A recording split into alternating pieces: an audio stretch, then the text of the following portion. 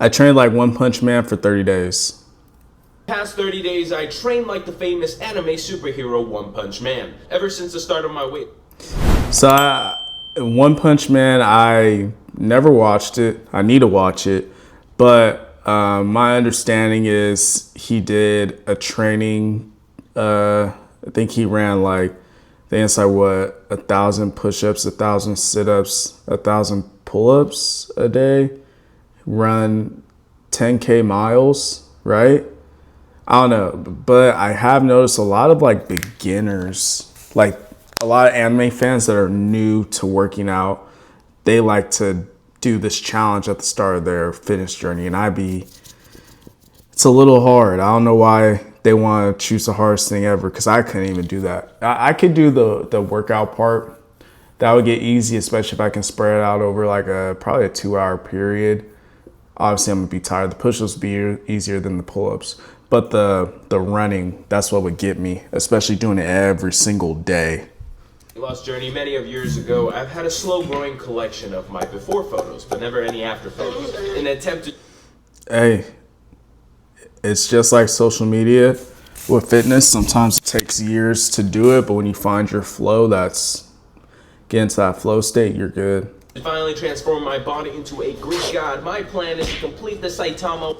I think the other thing people don't realize that we're never athletes or people that are new to fitness, they don't realize that like if you want to get Greek god status, like that takes like years of dedication. Doing like a fitness montage for a couple months, you're not gonna transform like that, unless maybe get on steroids. I don't know, newbie gains plus steroids. That might be the move. That might be the new tech. Workout of 100 push-ups, 100 sit-ups.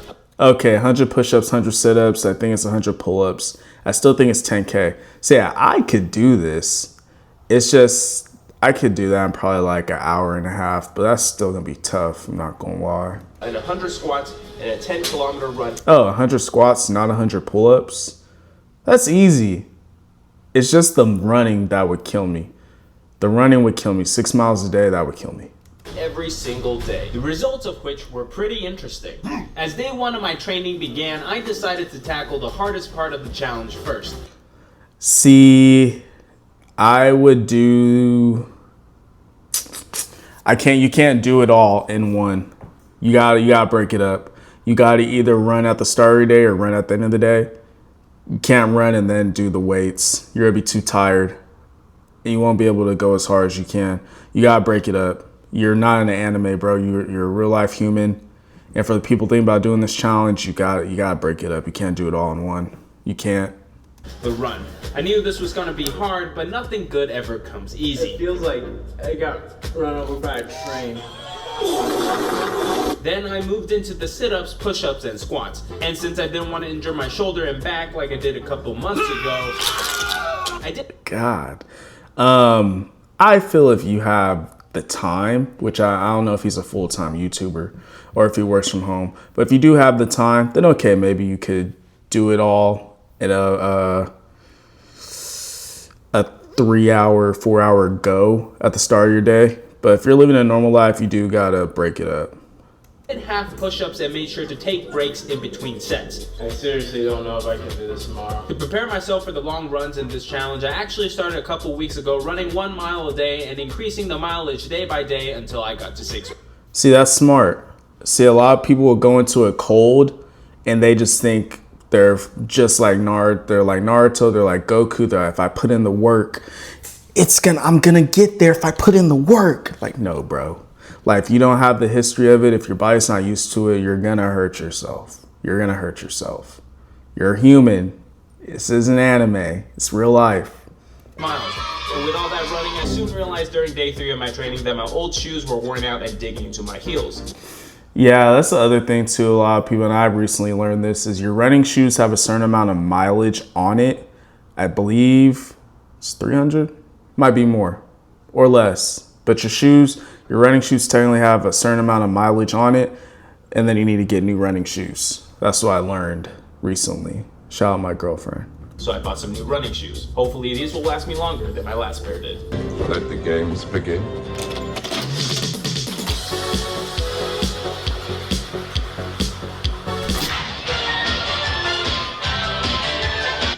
but that's over. Stay safe. I do wonder how much muscle you can actually gain from this, because it does. I feel it gets to a certain point where you're just doing cardio, because especially if you're just doing 100 only, your body will get used to that amount, and then you're not gonna get stronger from it because you're just doing the same thing. So I do wonder at what point that just becomes cardio and you're just getting your heart rate up. So we're 4 miles in. We're doing good. During the first week, it wasn't long until I realized I could split up the workouts into sets. I would run 3 miles in the morning and 3 miles in the afternoon. See, and that's also smart. I would probably do that. That's just easier. Because running 6 miles straight, that's so time consuming. Who wants to do that? I don't. As long as I could fit in the running, the rest was pretty manageable. I learned that I could do squats Well, he's not even going full range of motion on these squats. He's like doing quarter squats. And that could be a thing of, obviously he's new to working out, but it could also be just a mobility issue. Like, it looks like a lot of his weight is forward. Even though his full foot's on the ground, it does look like there's still more weight towards his toes. Top of his body is leaning over a lot. cleaning, while doing the dishes, and even groceries. Okay, that does not count. You can knock out 100 squats in 5 minutes. You don't need to break up your squats throughout the day. You can knock out the workout portion in like 30 minutes doing all that. Shopping. Doing that in public's crazy. I couldn't do that in public. Just randomly pop a squat while I'm pushing the cart in the middle of 2 people. Today is day 7. I'm a little sore, but let's check on our progress. At the end of the first week, I weighed in at 186 pounds, 8 pounds heavier than the beginning of the week. I was really hoping I could outwork a bad diet with the training, but I guess that wasn't gonna happen. You can't outwork a bad diet. I think he's joking, but there's a lot of people that feel they can outwork a bad diet. You cannot. It's easier and quicker to eat 500 calories than to burn it. I can get 3 donuts from Krispy Kreme and that's 500 calories. Maybe a little less, but you can't outwork a bad diet. Taking a look at the progress this week, the stomach fat is still there, but I did notice some parts of my body starting to tone up. Another 23 days to go. So it's day 8. I decided to walk to the store and pick up some energy drinks and some vegetables. Feeling a little bummed about the progress so far. Yeah, man. And I see it a lot. A lot of people have no problem doing the work, but they don't eat the way they should. And you don't need to be a health nut, but like hitting a certain amount of protein, not overeating on calories, that will help you see more progress. You can't, just because you start working out more, just eat however you want. That's not how that works. It's my fault, really. Nothing left to do but to get back on it. As we got back to pumping, I mean, he had some beef. That's protein. and I was kind of getting bored of the usual exercises, so I decided to switch it up and do 100 bench presses instead of push-ups. Oh, okay. So 100. He probably should have started with the bar. He will, if he does stick with weights, he will start to grow muscle.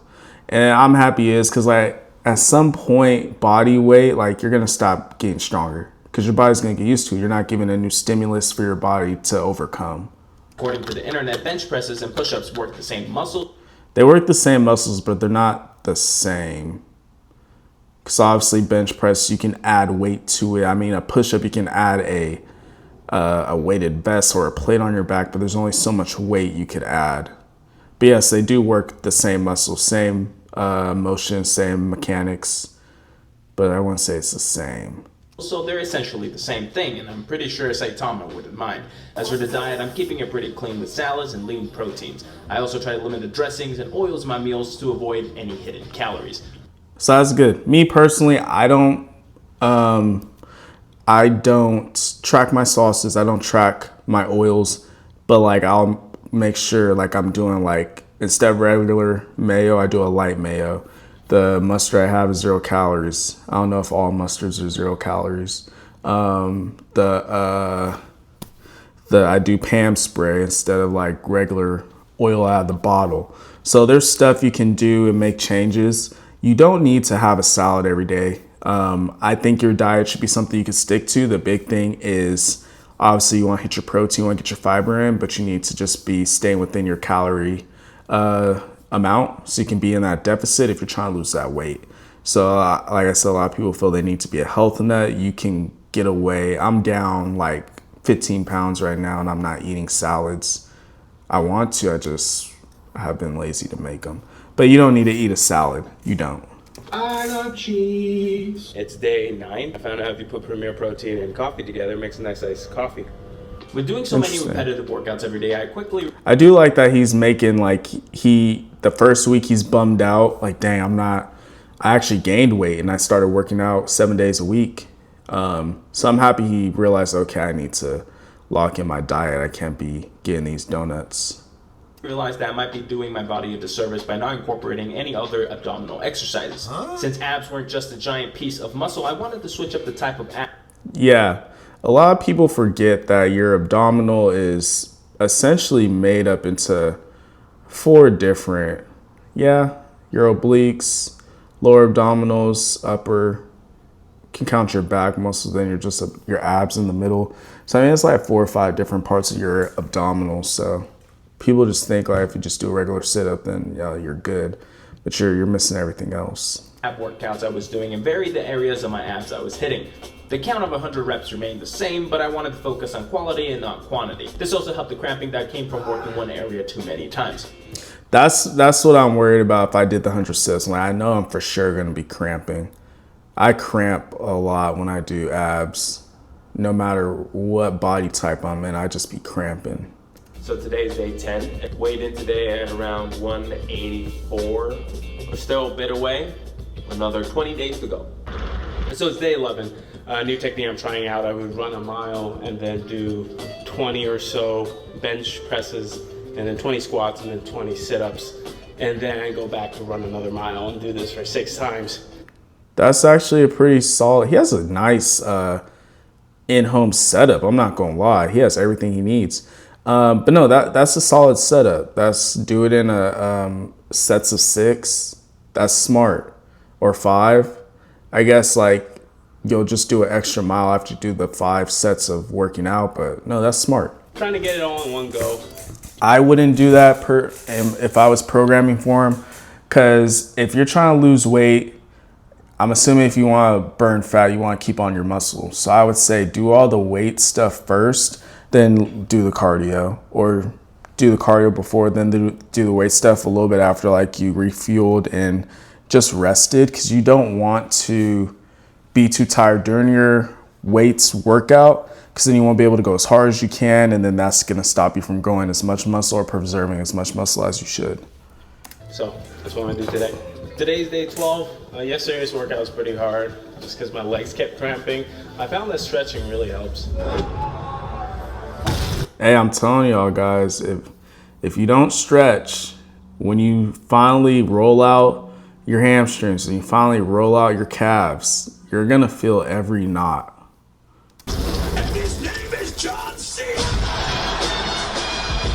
In addition to stretching, I used a hypervolt to loosen things up. At this point, my calves were pretty sore, but it was necessary so we could keep pumping through these workouts.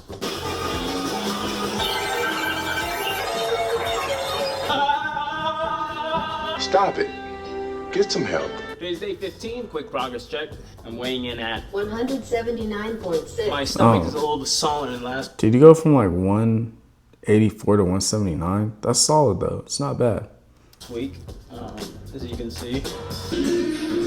And things on my body are a little bit harder.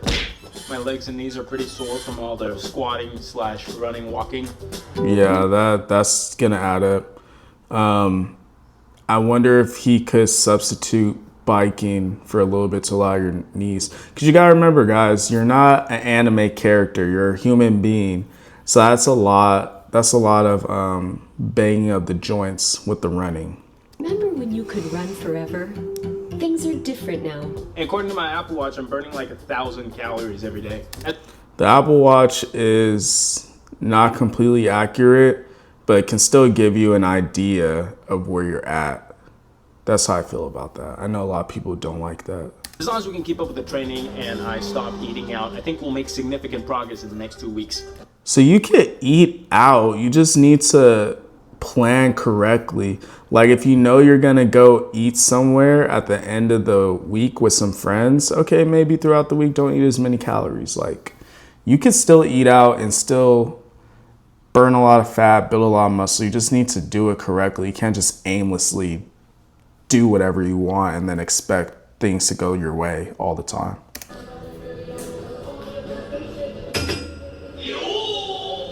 So far in this challenge, you'd be surprised to know that my weight hasn't changed much. I started around 185 pounds, and for the last 10 days, I've been hovering around 178, 179. The reality is that the scale doesn't lie. People do. Although I was burning a lot of calories, it did seem like my body was starting to adapt to the workouts and what I was eating, which I wasn't really expecting. Yeah, and that's what I was saying. Like the body weight, especially if he's stuck with the body weight, it only goes so far. Like eventually you need to add weight. Then you eventually need to increase that weight. You need to always make the workout a little harder, because if you just stay in doing the same thing, your body's gonna adapt and then you will stop seeing progress. Same thing with your losing weight. The same amount of calories you're eating aren't always gonna be the same amount you need to lose. So either you need to increase the intensity of your workouts and burn more calories, or you need to start eating a little less. So everything can't stay the same. Your body will always adapt. Your body wants to be just in a equilibrium. It wants to be chill. It doesn't want anything to be hard. It wants everything to be easy. So that's why you get stronger. That's why weights get easier. So you need to up the weight. That's why when you start running, that gets easier. Now you need to run a little harder. Your body is always going to adapt. You need to constantly give it a new stimulus, give it something new, so you're not getting a chance to hit that plateau, if that makes sense. I knew if I wanted to lose the rest of the fat, I needed to switch gears and focus on the diet instead. Don't look at the orange chicken. You think this funny? After digging a bit into Jason Fung's research and his book, The Obesity Code, I noticed a possible offender, insulin. If you know me, you know that That's also what it is. But I also think that's not the majority of people's problems. I think usually the big thing is just the diet. And then you might have a high sodium diet, so you might be holding on to more weight, water weight. But I don't, if you're not working that hard, I'm a pretty big snacker and I'm almost always eating. Gotta keep them energy levels up. But the problem was every time I ate, it triggered an increase in blood glucose and therefore an increase in insulin. What the fuck was that? Is that a raw egg? Don't let the viewers see this. And from what I whoa, eating a raw egg is insane. understand, insulin's the thing that prevents your fat from burning. So for the time being, we're gonna try to keep our insulin low by eating less frequently and keeping it in a shorter time window. Dude, your body still needs insulin though. Tired. Hey, how's it going? As we get into day 30, I wanted to get kind of a baseline to see exactly how much fat I have left to burn. So it's math time! Taking a look at the general body fat percentage as I thought the 3 to 4% was 15% for a second. I was like, that's not 15%. This is pretty accurate. It's pretty accurate. estimations, it seems like I'm around 25%. It also seems like once you get into 20%, you start to see abs and your chest hair starts to disappear. But I bought a pair of the fat calipers to take some measurements. I had to get some help for it. Bro, the calibers, when I was doing that in class, it was so interesting because our professor had us all take our shirts off so we can do it. It was an experience. This part. Don't flex. Oh, sorry. 22.5. That's not bad. Don't flex. Pull it not out. Just like flexing. loosey goosey. I'm loose. I don't have any chest fat. Zero. Yeah, you're not gonna have much 6.5. chest fat. So what I messed up, I was actually, I'm not gonna tell that story. According to the measurements, I'm around 19.54% body fat, and if it takes a month to lose like 1 to 3% body fat, abs is like 10 to 15% total body fat. So we're looking at like a half to 2 months left, something like that. What? No, he's not.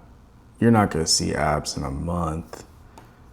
You're like, I was gonna give him 3 months at the least, because you still need to build up that muscle. A lot of people forget like your ab is a muscle. So like if you don't have any muscle there, when you lose the fat, it's nothing there. You still gotta build up the muscle. I know he's doing core, but I'm not gonna give him a month. So if you ask me if the One Punch Man challenge is worth it, I'd say yes. Not exactly in the way that you think. It got me started. Now we've come a long way. I did lose a considerable amount of fat. He did lose some fat. He did. He did lean up. He leaned up. That's a good video. But yeah, the One Punch Man challenge, especially if you do it in 30 days, you're not gonna turn into One Punch Man, bro. Like I said, you're a regular human being. You're a normal guy, normal girl, normal person. It doesn't work like that. If you want to be a Greek god, it takes months, years, sometimes decades of just dedication, daily dedication. You can't be a fair weather workout person if you want a bodybuilder type of build. That is just the truth. You can't. And if you want to join this next part of the quest, get shredded. Good video. I will see you in a couple of months. Stay strong, my friend. Like and subscribe.